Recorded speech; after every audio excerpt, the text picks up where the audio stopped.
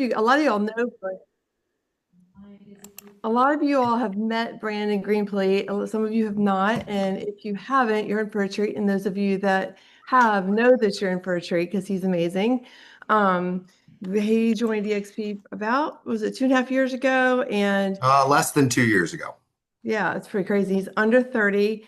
He's recognized as a realtor under 30 under 30, as one of the top realtors in the country, and lives in Hilton Head Island down in South Carolina on, not in, on, and has a team. They have a small team right now. Last year, did you do 50 million yourself, I did Brandon? 50 million individual sales. Yep. And then your brother did 20 million. His first year in real estate, correct? It was his second year last year. Awesome. Yep. And you started, how did you get into real estate? If I know your family's investors and you've learned a lot from your dad, but how did he's not a realtor, but he kind of leans into that avenue. Yeah. To be honest, I stumbled into real estate and I'll talk about it a little bit here today, but like I didn't know what I wanted to do, how I was going to do it. I just knew I didn't want to work for anybody else. And I had an internship down here in Hilton Head getting my real estate license while I was still in school and was going to go to a bigger city, was going to get into commercial real estate. And my family moved here and there was just that voice in the back of your head that said, go here and you got to listen to it. And so, yeah, it's crazy what can happen when you're focused and you're dedicated and nothing mentally can get in the way. And you commit to it for 5 years, 7 years. So it's been really good. You weren't raised in Hilton Head, so it's not like you had like a big family sphere there to kind of lean Yeah, on. no, not from this area either. And really, wound up selling 150 million in my first 5 years. And then from there, it was a snowball and we're rolling it. It's getting bigger and bigger and it's been a lot of fun. And especially when you get to surround yourself with leaders like yourself, Chris, Shelly, Craig, Lee, you guys, everybody on this call, you got great leaders and you got to lean on them. We appreciate you being here. You bring all the energy, which I love, and you're growing an organization now as well. We tap into that a little bit as well, just to talk about the opportunity there, and then, but mostly just how we can all sell more houses. What you see would be beneficial, and I know you've got a plan, so we're gonna let you run with it. We For appreciate sure. you. Can I control the slides through yours, or do you want me to share my screen with my slides, or what's the best Um, way to do it? Craig, what do you think? You can, I think you have control. Anybody has control. If you want to share yours, we can do that. I could stop sharing. Yeah, let's do Or you that. could just Let say, me do that just so I okay, can kind of flow with it a little bit okay, more. I'll stop sharing. Perfect. Cool. And we'll jump right in, guys. You guys are going to have great takeaways. So that's what we're excited about having Brandon here. He's awesome. All right. You're awesome. All right. There we go. Side by side. Perfect. You guys can see the screen, see me? Yep. Cool. First and foremost, thanks for having me today. Look forward to dropping some value. And what I'm going to talk about today is breaking into a competitive market. I'll kind of go through my backstory, what I've done, and what I just want to lead with is the market that I'm in. There's people selling here for 40 years, 50 years, and I beat about 99% of them, and I've only lived here full time about 8 years. And so there, with the technology that is out there, with the support that we have, there's no reason, regardless of where you are at in your journey in real estate, that you cannot break into a competitive market like I did. Mute my phone. Let's jump right in. So I have been in the business full time since 2019. Before that, I have a little bit more background on it I'll share, but since then it's actually like I'm pushing 300 million in the first 7 years. In 2023, I was honored by National Association of Realtors 30 under 30 list. I was the youngest in my class at that time, 40 under 40 in my local area. I've helped create over 40 million in cash flow and appreciation for my clients, and I actually own 13 investment properties now, over 16 million. And so We'll get into some more details of how that happened. But what I really want to get across is it was not like that for forever. If you guys were at my Charlotte build 2 years ago, I brought this slide up. But before I got into real estate, I'm from Pennsylvania, grew up there, graduated high school, played competitive golf. And I actually played Division II college golf my freshman year before transferring to Clemson. And I was a jet ski tour guide on Hilton Head. I was living my best life. Real estate was not anything I was thinking about. I was social chair of my fraternity for 2 years. If you guys know anything about Greek life, it should only be 1 year, but I did it for 2. And what I learned throughout that process, though, is every single experience that we have, every single win, every single loss, you learn from it and you build from it, and it opens doors. What I learned at Clemson was how to create magical experiences, and I translate that into my clients. Same thing with jet skis. People are coming down on vacation and they want a magical experience. And so I'm not gonna lie, I partied a lot in college. Can anybody guess my GPA? I did graduate. I do want to mention that. Anybody, drop it in the chat. Come on. I know it's early. Ooh, that's a good one. That's a good one. It was 2.4. And that was actually my highest cumulative. So I was not a studious person, but I understood people and I understood how to make their hearts tick and create magical experiences. And so regardless of where you come from and where you're at today, the opportunity is yours to go make it happen. And so again, I was born in Pennsylvania, graduated high school up there, played competitive golf, transferred to Clemson in 2014, where I majored in business management and entrepreneurship. I spent my summers on Hilton Head, jet skiing, exploring the coast. And then I really, just to answer your question, I stumbled into real estate. So a friend of my friend knew a real estate broker and said, Brandon, I think you'd be good at this. I was like, I should probably get something on my resume. I can't do jet skis for the rest of my life. And got an internship and really just stumbled into it. And yes, I graduated. There's a picture there. I think the important thing to know, though, is like you look at me today, and I've had a lot of success in my early career in real estate, but I was unsure of my career path, right? I knew I wanted to work for myself. I gained some experience, like I mentioned, in a brief internship for 2 summers down on Hilton Head, but I was advised not to get into residential real estate where I'm at. I was told the market was too saturated. It's boring. I lack the connections because I'm not from here. I didn't have the academic excellence, right? And you know what I said? I said, you guys can keep saying what you want over there, but I'm going to go over here and I'm going to make it happen. The biggest thing that I had on my side, and I think this is something that everybody needs to have, is I was freaking hungry. It didn't matter what people said to me.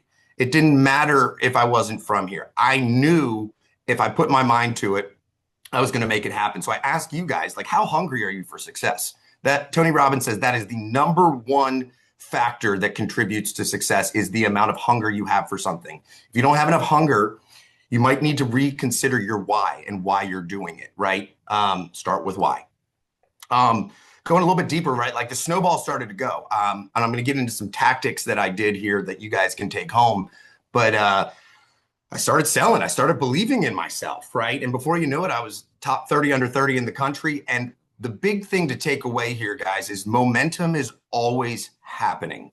Whether it's going in the right direction, in the wrong direction, you need to always be aware and have enough self-awareness to say, are the decisions that I'm making moving the snowball in the right direction, or are they going in the wrong direction, right? And so I caught that momentum and I kept going. And then all of a sudden, COVID was happening. We didn't know. I'll talk about COVID here in a minute, but like everybody was taking off and I was in the office 6-7 days a week, right? Like I wanted it. I felt the momentum. When you feel the momentum on your side, double down. And then, I'm going to talk about separating yourself from other agents and differentiating yourself and giving clients a reason to work with you, right? I'm going to talk about my specialty, but here's my article on 30 under 30 and 22. I was dubbed the investing guru by NAR. And so talking about a niche, starting to develop my niche, starting to understand. And so the question I have for all of you guys in 1 second, but success doesn't happen overnight.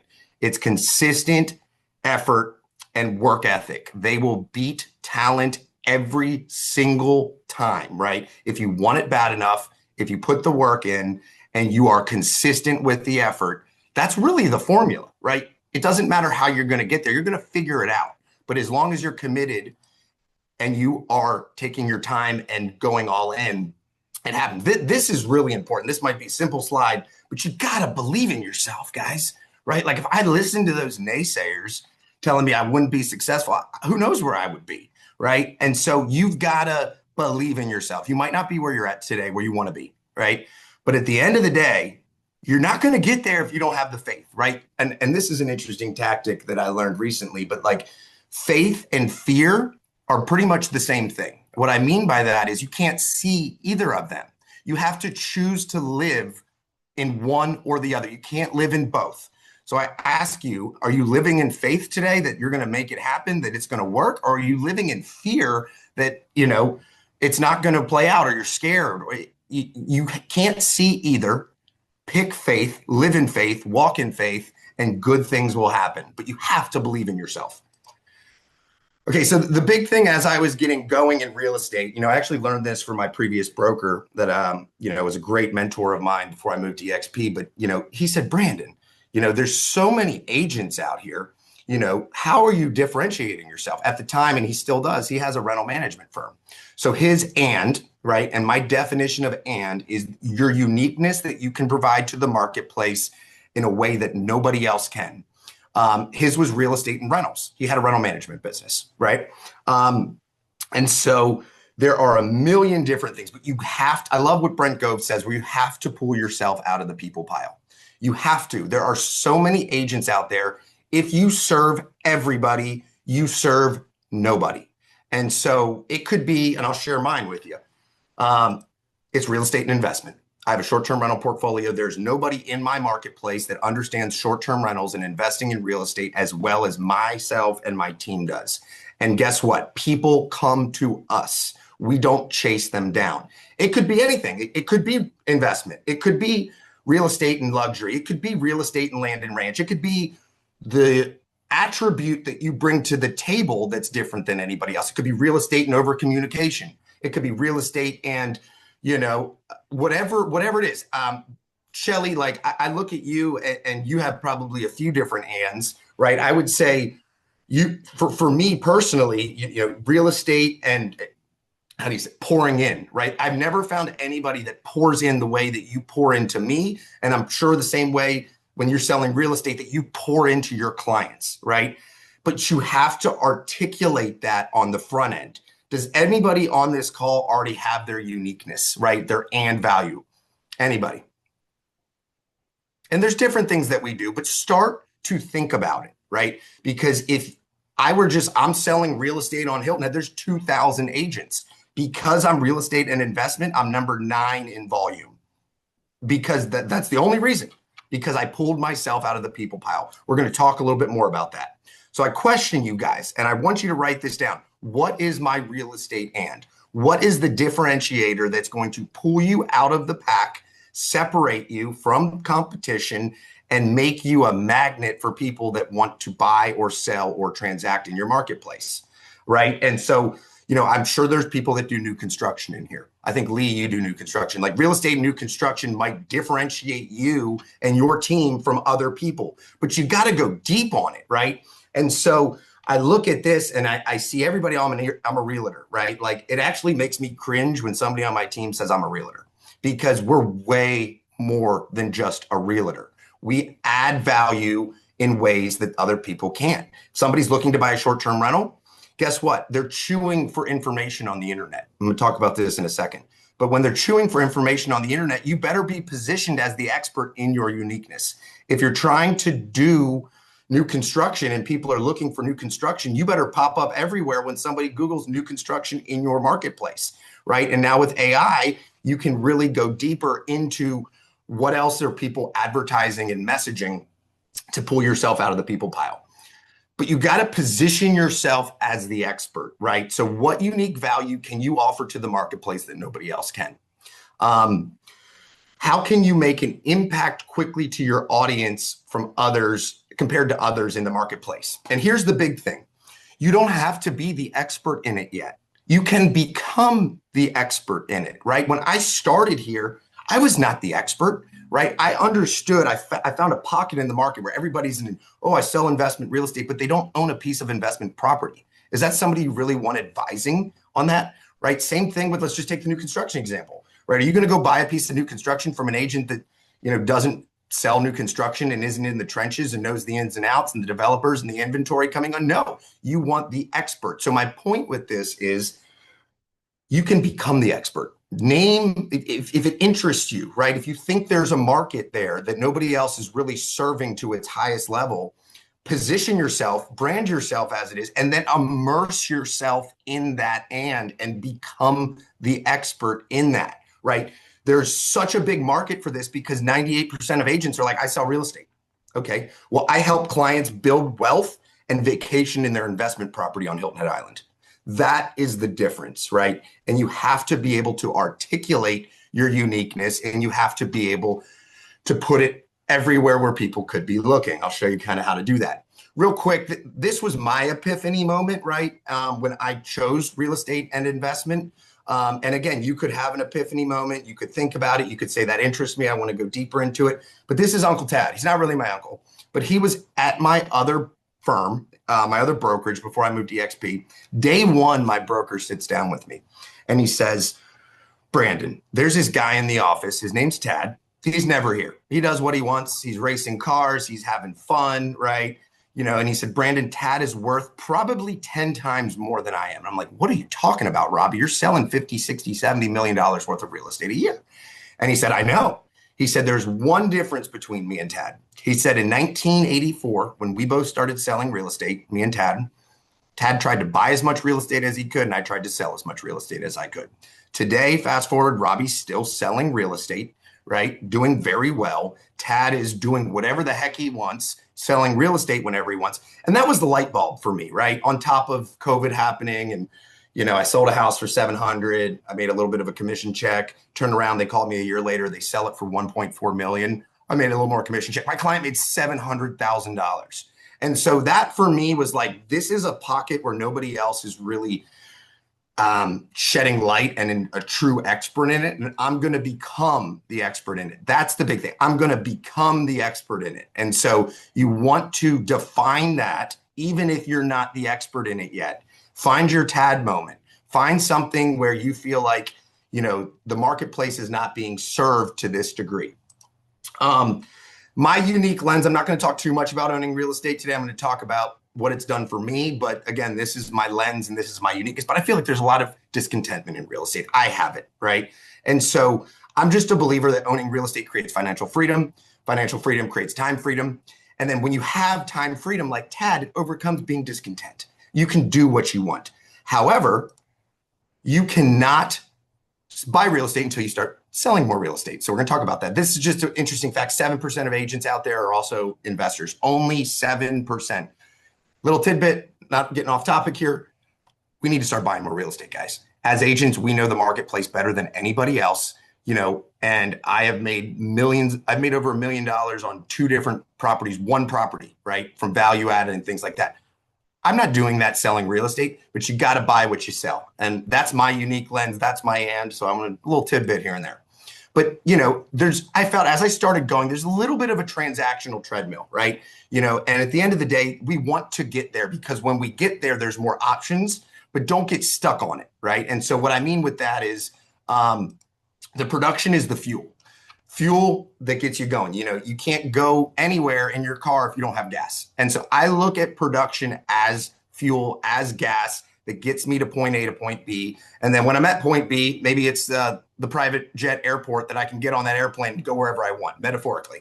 And so you've got to learn to sell real estate. And what I have learned in my 6-7 years of doing it, the best way to sell real estate is to separate yourself from other people. But you got to have fuel in order to go do whatever. You can do whatever you want, right? But you got to start selling.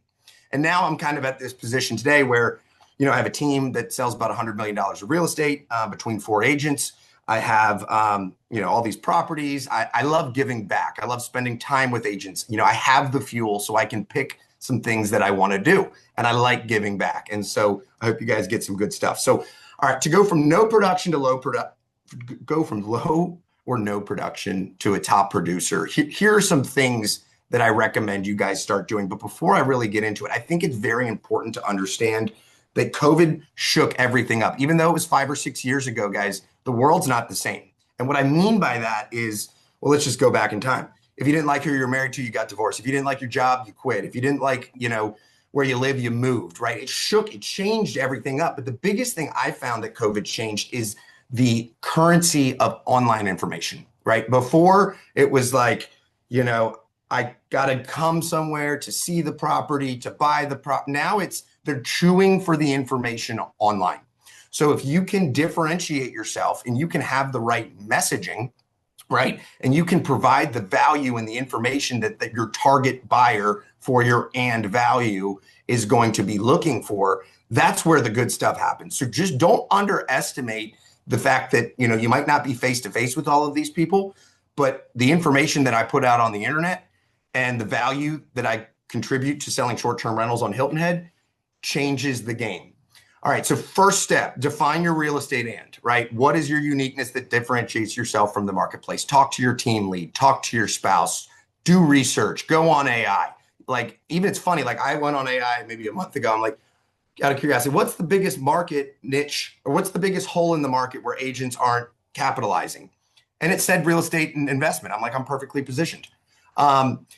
The next thing, this is very important, right? Whether you're on a team or you are an individual agent, I'm a big believer of showcasing your and value on your own website, right? Or a landing page or somewhere online where you can put your information there that people are looking for. And here's the biggest thing. When I started to do this, I was like, oh no, people are going to steal my thought philosophies and how I do. No other agent's going to steal it. It comes from you.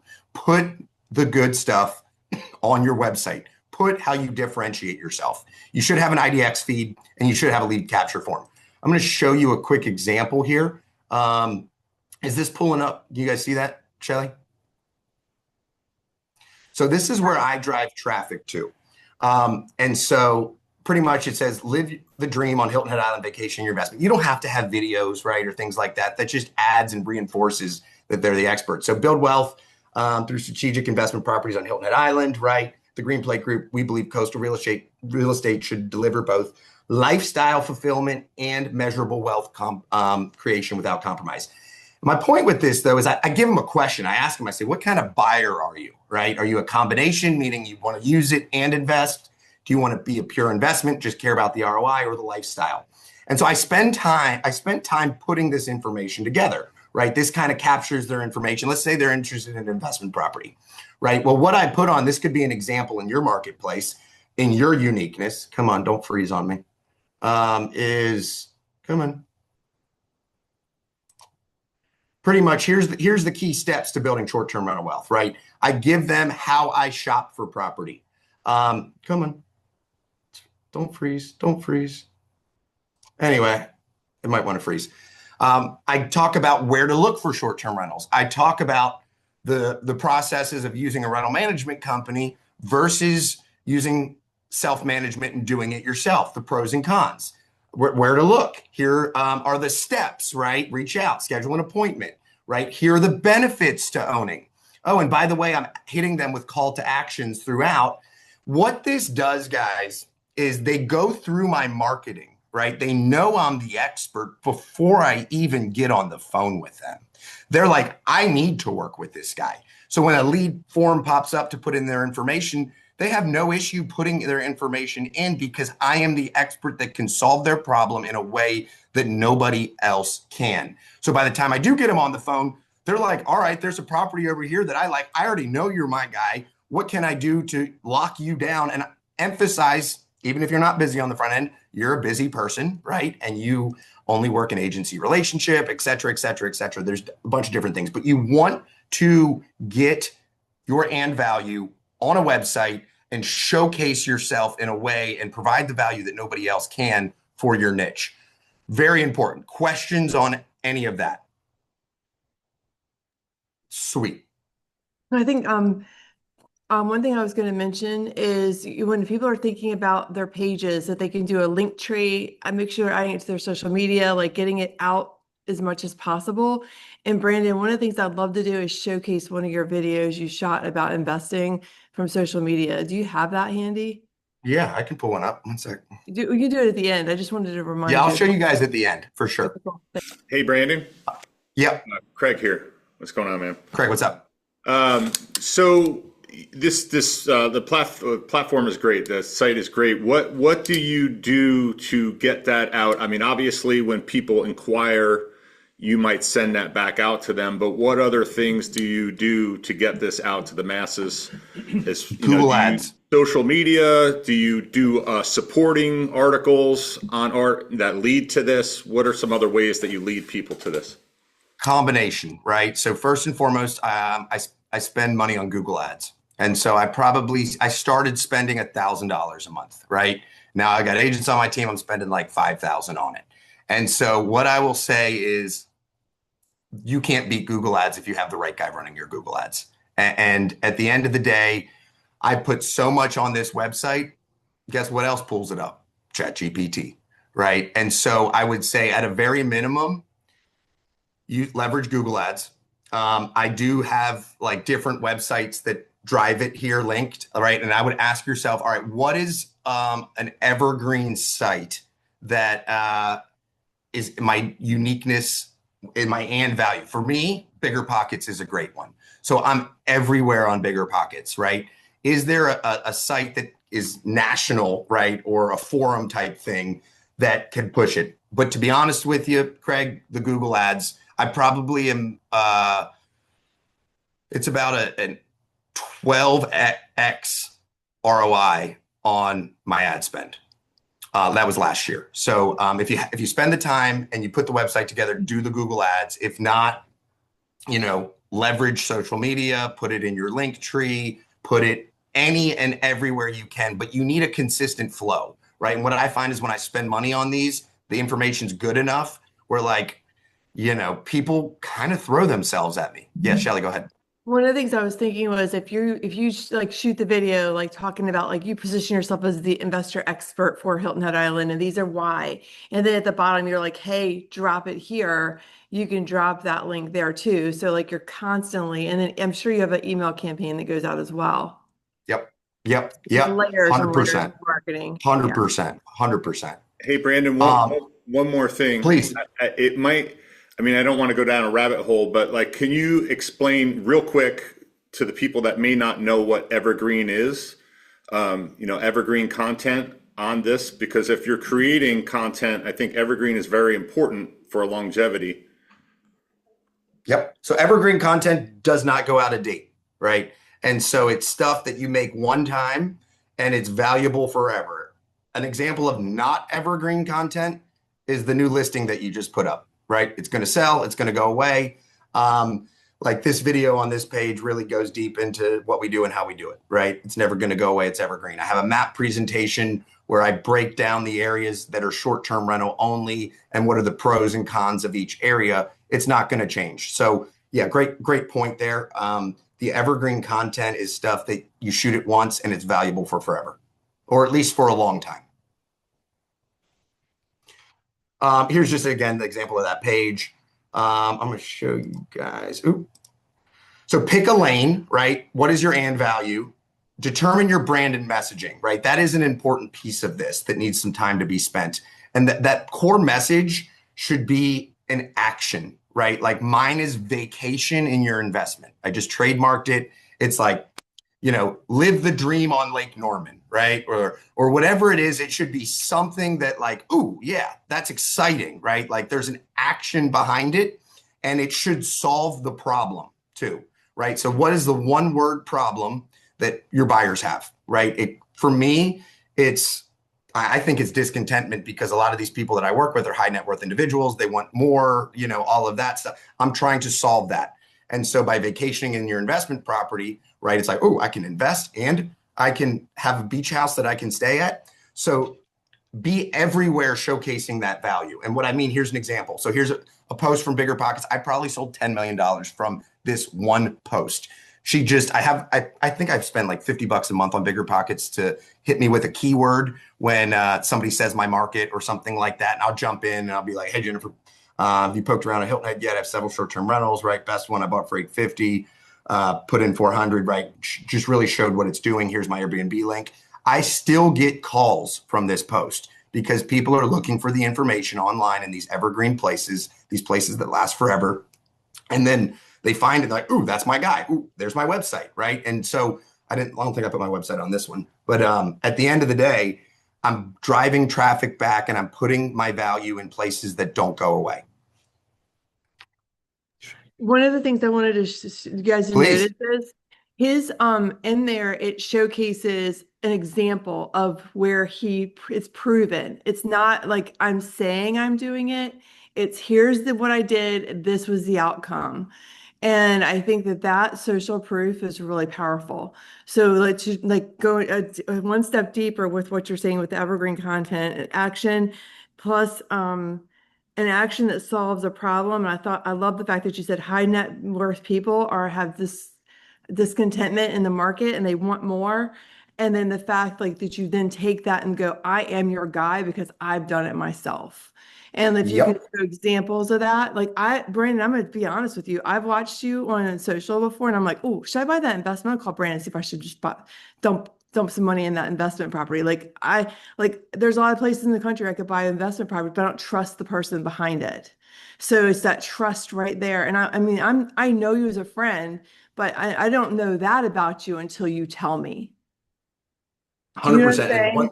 Yes. And one thing you just brought up there goes back to the expertise, right? The fact that I am an investor in the market with my clients, people trust me more than anybody else. So how can you showcase that you are the person from the experience that you're either getting, right? Or you're becoming the expert, or you're already the expert, right?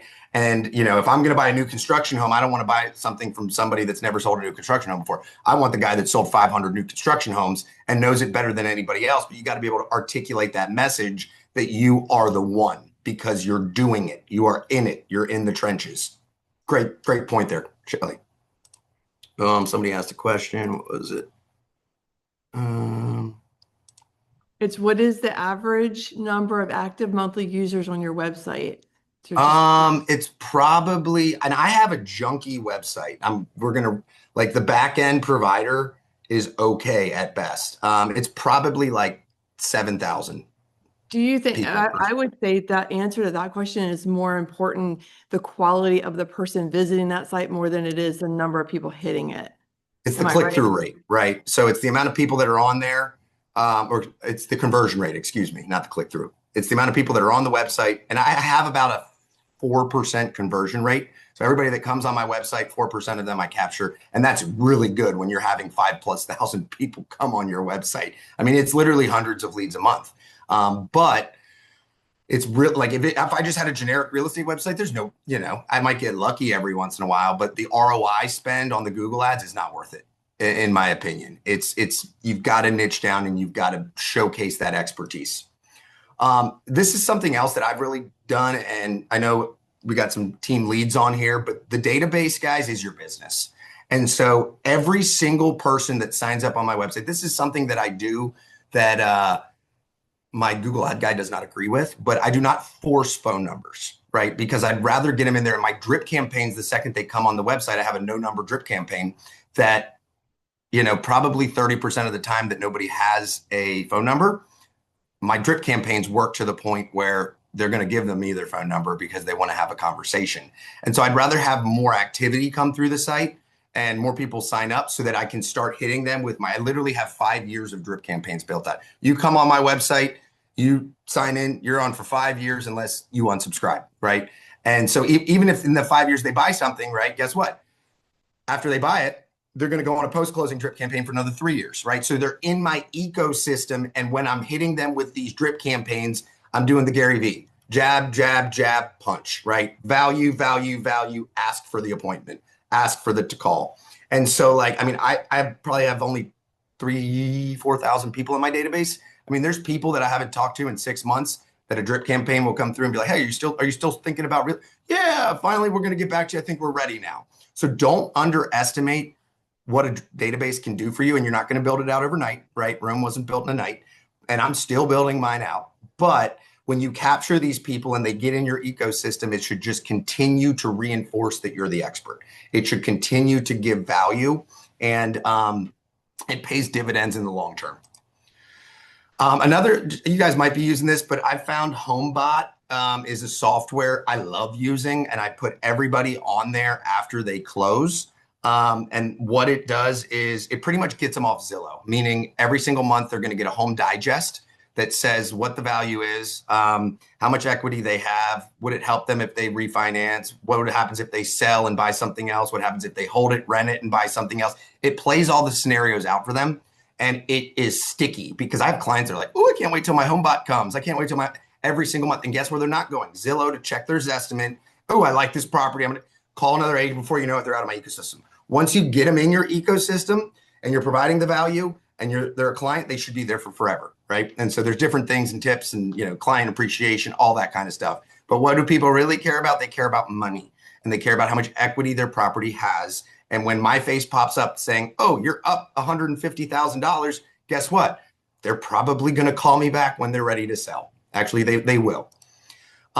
This is something else that is just super, super, super important. So obviously you want your uniqueness, you want your and value, you want to brand yourself in a specific way, but there's two things in here. And so the first is premium time. And premium time is what I like to define as when you have the 2 to 3 hour sprint in your day where you are at your absolute best, right? And so prospecting's hard, right?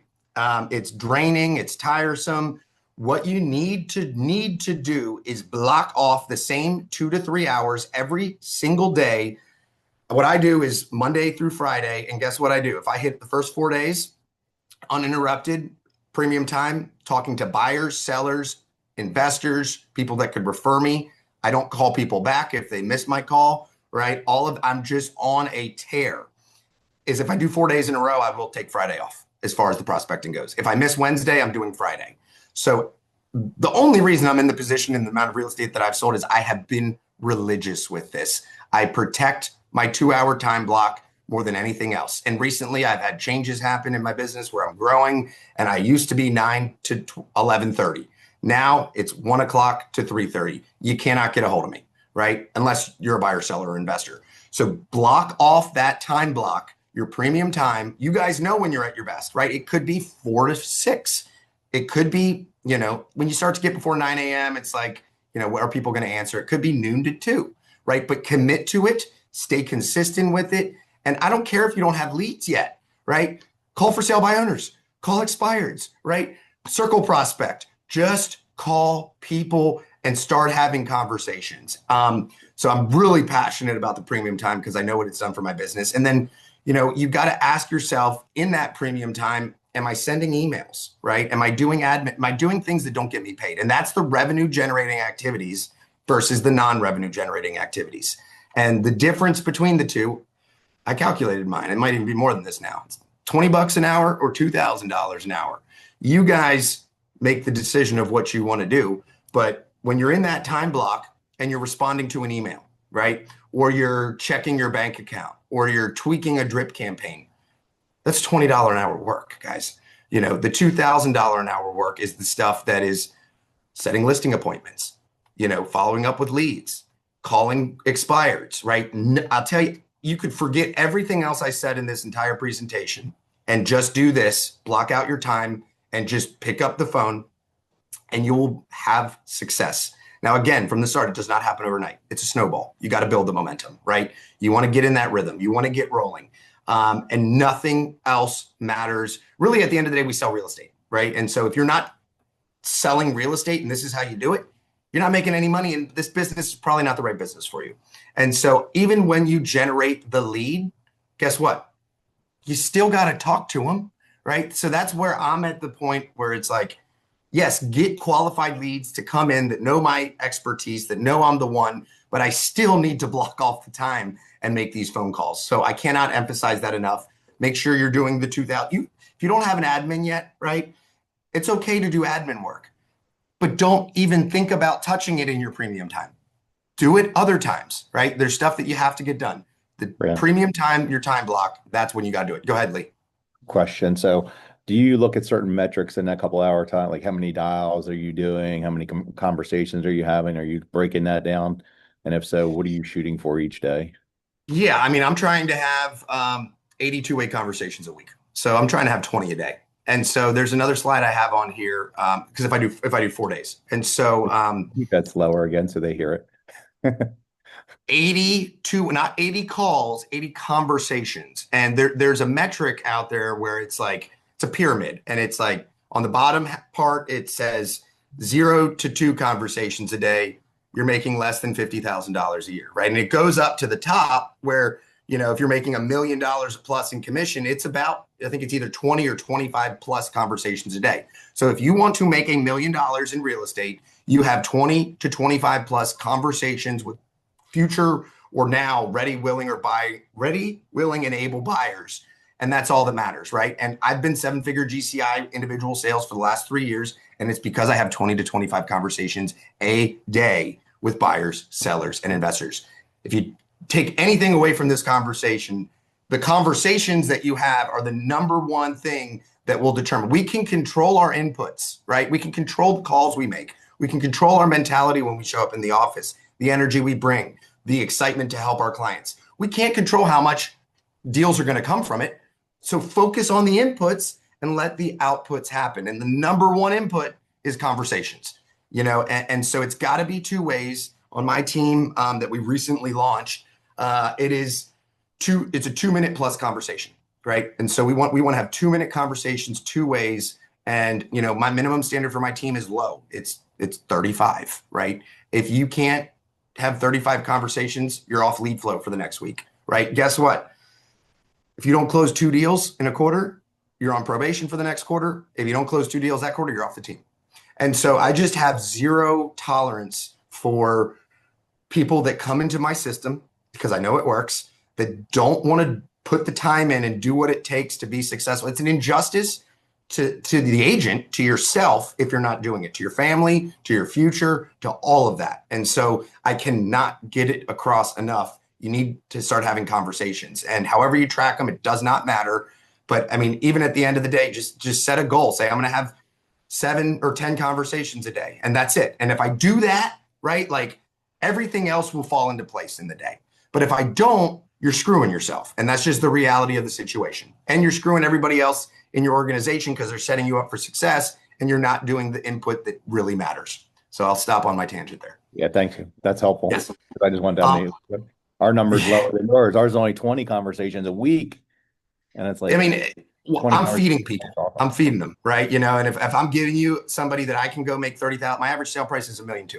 And so if I can go out there and make a $30,000 commission check, you better believe there's going to be guidelines in place if I'm giving you that same opportunity and you don't come to the table. This is a trick that I've recently started using. It's a software called Reclaim.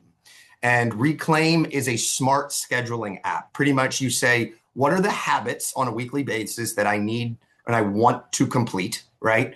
And for me, it's prospecting, it's lead follow-up, it's CEO time, right? And I say, what is the emphasis of importance? One's critical, right? One's important. Based off of how you categorize those different habits and how many days a week, it will find time on your calendar to block it. Now, what I do with my prospecting time is I say, don't move it, right? And some other things will move. But this is just a quick little tidbit. I really like Reclaim. And even for team leads and people that are rocking and rolling, like I have smart meetings on there with my director of ops. For example, like we're going to meet Tuesday afternoons. My schedule varies, right? It's going to lock it in that morning on a time that we can both do it based off of our schedules to make sure that that gets done and it's prioritized based off of everything else that's happening throughout the day. So Reclaim, really cool little tool. This is a simple one. Does anybody know the acronym? Pick up the damn phone. Simple, easy, right? Like that with the $20 an hour and just pick up the phone, guys. Start having conversations. If you're a new agent, fall on your face, right? Because the amount of no's, it was actually a really interesting story I heard from Pace Morby 2 years ago down in Cabo, where like his new salespeople, like he was told they were like, get 20 deals signed or something like that. Nobody would hit it. And then he said, all right, get 20 no's in your first day. And everybody started hitting it. And so my point is, you don't even have to know what you're doing, right? You do a little bit, but just start doing it. Every no is one step closer to a yes. Something I forgot to put on here that might be one of the most important sales tactics ever of all time, I like to call it the silver bullet, is every single call and conversation that you have with somebody, everyone, I don't care if they tell you to, I'm not ready for 5 years. You set the follow-up call before you hang up on that first call. All right, Shelly, good talking to you today. I know you're not ready for a year and a half. What if I reach out of March of 27? You know, how about the end of that month? Sound good? Cool. I send them the calendar invite, right? Stop leaving sales calls with not a next step, right? And the next step should be the next conversation, right? Sometimes it's like, all right, I'll send you properties, right? And then I'm gonna call you to discuss the properties. What's a day and time that works? How about Tuesday afternoon? That right there is huge, right? Even if you're calling expireds that are like the coldest of cold leads, right? Oh, you know, okay, well, I'll call you back in 6 months when I don't tell them it doesn't sell, right? Okay, sure, I'll check in on me then, right? Make sure you are setting the follow-up time and pick up the damn phone. Invest in yourself and don't be afraid to ask for help, right? I would not be in the position I am at today if I didn't invest in coaching, if I was not afraid to ask for help. And guys, the beautiful thing about EXP is it's in our DNA, right? Like I look at a Shelly Johnson, you know, we have no direct real affiliation, a little bit, right? You know, but Shelly has poured into me more than almost anybody I have ever met in the real estate space. My point is you're surrounded by good people that want to pour into you. If you're struggling, if you have an issue, talk to your leader, talk to your support, ask for help, ask for the next step, ask for, I'm stuck. A lot of times you can figure it out, but don't be afraid to ask because you're surrounded by so many amazing people. And get comfortable being uncomfortable, right? I mean, you know, when I started selling real estate, I was scared to call the agent. I didn't know what to say, right? But I started to learn that line in between comfortable and uncomfortable is where you want to live, right? If you're always in a room where it's like, I don't know how I got here. I don't know if I'm qualified to be here. That's exactly where you're supposed to be, right? When you walk into that $5 million listing, you're supposed to be on that listing appointment, right? When you are doing big things and you're uncomfortable, that's where growth happens. So find a bigger pond. I thought in Clemson, I was the big fish on campus, right? You know, I come back, I'd start selling real estate in Hilton. I'm a tiny little fish in this market, right? I'm a top 10 agent in individual sales. I'm a big fish. I said I needed to find a bigger pond.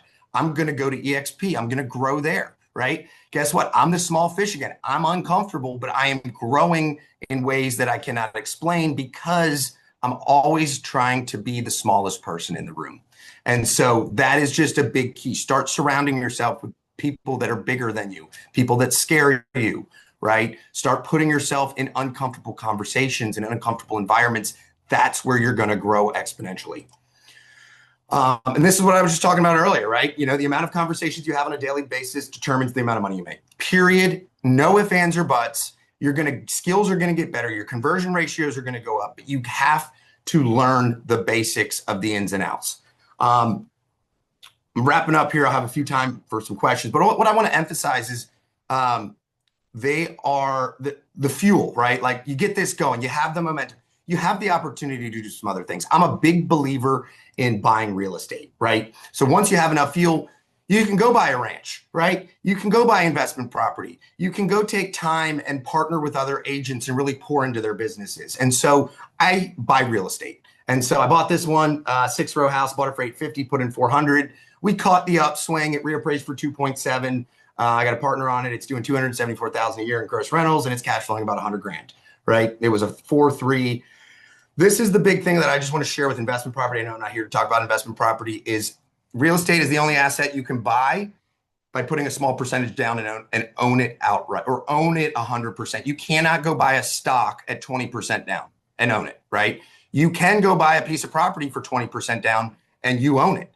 And so this analogy here, this is the dam analogy. You only need enough water to have it 20%, 15%, 10% full to acquire that dam. And then guess what happens? You add value, you create value, you hold it long enough where the water in the dam is the equity. So when you get enough water, let's say 40% equity, you can take half of that water and go make another dam, right? And the goal in my mind is to build dams. And I want to build dams by creating equity. So I buy property, I create value, I leverage the equity from the created value, and then I go buy more real estate. And so at the end of the day, create dams. That property, the first one, we did a cash out refi after we got done with it. We had enough money, 250,000 left over to put on an oceanfront property. I put no money down, bought it for $1 million, 250 down. We put maybe 40 grand in it. It's worth about 145 today. It's cash flowing about 55,000. I got 750,000 ish of equity in here, and I didn't put a cent down because I leveraged my equity. I created the dam in the right place. Bought another one, right? This was 1.4. I put in too much money, 600. Reappraised actually for 2.6, and it did 335 last year, and it was $150,000 cash flow, right? I did a workforce housing building with my family. We bought a bank building and we converted it into 48 beds for the biggest resorts employees on the island, right? We've got another short-term rental that we just completed with the family. I've got a triplex. I got a 1 bedroom in Harbor Town. I'm doing an Ocean One penthouse renovation in Forest Beach. My point with all of this is you can go out and you can build wealth through real estate, because at the end of the day, it's hard to save enough money to retire from just selling real estate, right? It's what you do with the money that you make from real estate that's really going to build the long-term wealth. And so just remember that, but you've got to brand yourself in a way where you can showcase your value, right? People come to you. You have a consistent lead flow from your website traffic, and you are the expert in your marketplace to then go sell at a high level, to then go do other things. And so this is something that somebody said to me recently that I really like. And so this is kind of the roadmap for anybody that wants to be good at anything. And so, when you start in real estate, you kind of learn the process, right? You're going to fall on your face, and you're going to practice, and you're going to practice, and you're going to be patient, right? And then when you start to get that ball rolling, you feel the power. Then you have passion that comes behind it. You can probably feel my passion. And then you can go out and help other people. But these first two, the process and the practice, and actually the three, and the patience, people want to skip these. You can't skip it, right? You got to go through the work. You got to pick up the damn phone. You got to brand yourself in a way that differentiates you. And then you start to get the momentum, and you have the power, and you have the passion, and then you're creating positive impact in people. And that's really the roadmap for anybody and anything that wants to be successful. Do not skip these first two or three, because nobody's done it, right? The best people in any industry, they've learned how to do it from somebody else. They see the process, they practice, they're patient, and then good things happen. And so, guys, you're welcome to connect with me. This is my Instagram, Brandon Greenplate, brandon.greenplate. We're down on Hilton Head Island. So if you got any referrals down here, they want a beach house or something like that, make sure you connect us. We'll take care of you. We'll take care of them. And again, thank you so much for having me today. Hope you guys had some value from it, and wrap up here with 5 minutes, and maybe we have a few questions, but appreciate everybody's time on the call today. Any questions, anybody? You guys are quiet. I just appreciate you being authentic. And like, you didn't build your business from not freaking picking up the phone. I love that. So I hadn't seen the PUTDP before, and I was like, oh, I've never said that before. So thank you. So hopefully resonates with everybody on the team there that's listening, because we talk about it all the time. Yeah, this stuff works. Brandon. Yeah, the things that you've brought to this call are all great, and I know that all of us as leaders, we stress how important it is, but hearing it from somebody like you that it actually works for, that's awesome. So thank you. And I'm not from this market, guys. Like, you can do this anywhere, anytime, right? And so if I can do it, anybody can. You just got to be hungry. You got to want it, right? And you got to do the little things that work. And so, yeah, absolutely. It's my pleasure. Love it. Love adding value. And I think this is really awesome what you guys are doing, Shelly, Lee, Craig, all you guys, Chris. I think getting everybody, and it showcases the value of EXP, right? I'm not on your team, right? I'm not in your marketplace, but I want to come and I want to add value and I want to give value. And you guys should have the same mentality, whether you're a team leader, an agent, right? Because what goes around comes around. And so happy to be a resource, bounce anything off of me. Go ahead, Shelly. Brandon, would you talk a little bit about, you were in Cabo last week, and a lot of the folks on the teams weren't able to come to Cabo. Could you share a little bit about what they missed out on, or why they should put it on their agenda next year for Scottsdale, and why they need to get in these rooms? Because you just think in the small pot that you're in, unless you grow, get around other people. Yep. I'll tell you the biggest thing I'll take away from Cabo. So Tristan O'Grady, my sponsor, I got my broker's license. I got honored as the 30 under 30. I went to the 30 under 30 meeting every year. They go to a different place, and everybody was miserable going through divorces, all this stuff that were broker owners. These are people in 30s, 40s, 50s, 60s, previous honorees. And I'm like, oh my God, I don't want to start a brokerage after seeing this. I come back. Tristan's like, oh, come join my team. I'm like, Tristan, I love you. I love what you built, but I'm not joining your team. I'm doing my own thing. And he's like, oh, that's fine. Come to Cabo and check it out. I wasn't even an EXP agent yet. I said, sure, you want to pay for me to come to Cabo? Guys, when I stepped in that room, I knew that's where I was supposed to be. I was a small fish. These guys are big time, and it shifts your perspective and lets you know what's really possible, right? And the biggest thing I think is, yes, you got the good speakers, Gary Brecka, right? All that, Tom. But the magic that happens is the conversations outside of that room, the elbows you rub, the people you meet, the ideas that you get, because we're all running this race together. And when you see somebody doing something that, oh, wow, that's really smart. And then you can sit down with them, talk to them, get the idea, and they'll help you implement it, right? That's where the magic happens. There's power in proximity. And when you get into big rooms with big things happening, that's where growth happens. And so I would just say at the end of the day, just come to the event, because the worst thing that's going to happen is you're going to come back absolutely fired up with a different perspective. And that's a pretty good worst outcome, because it completely changed the path of my career. If I didn't go to Cabo, I wouldn't be at EXP. I wouldn't be talking to you guys right now. Big decisions are made at big events. And it's just a way, I think, to see we're all different. We're all doing different things. But when you come together, right, and you share the secret sauce that's working in some markets, other markets, you come back fired up, and you have this, let's just call it vision for the company. You see it from the inside out, and you see the people that are really driving it. And that's the biggest thing. The fact I can pick up the phone and talk to anybody that's big, I would be scared to talk to. Now it's all in. So make sure you go to Cabo, make sure you plug in. And, we all have our different teams, but we're all in this together. And Build Charlotte's going to be happening on September 15th and 16th. So I invite all the teams to come be a part of that. Brandon's going to be a speaker at that event. So if you enjoyed today, he'll be there again. We're going to have hours where you can meet these people, get to know each other. This is where referrals happen, and it's all in the family. And I've seen people literally coming to these events. They get fired up. They go back. We had people from Canada, 2 people from Canada come in. One girl made her plans 2 days prior to Cabo to come because she was afraid she didn't have the financial wherewithal. And she went back with a referral, and she went back with 2 agents that are joining her right now this week. And it's only been a week and a half. So if you want to move the needle in your business, get around people who think big, because you have to have that. You go home to your families and they don't understand this crazy real estate thing that we do. I'm going to respect our time. It's 11 o'clock exactly. Thank you guys so much for being here this week. I can't remember, Sue, who's our next speaker?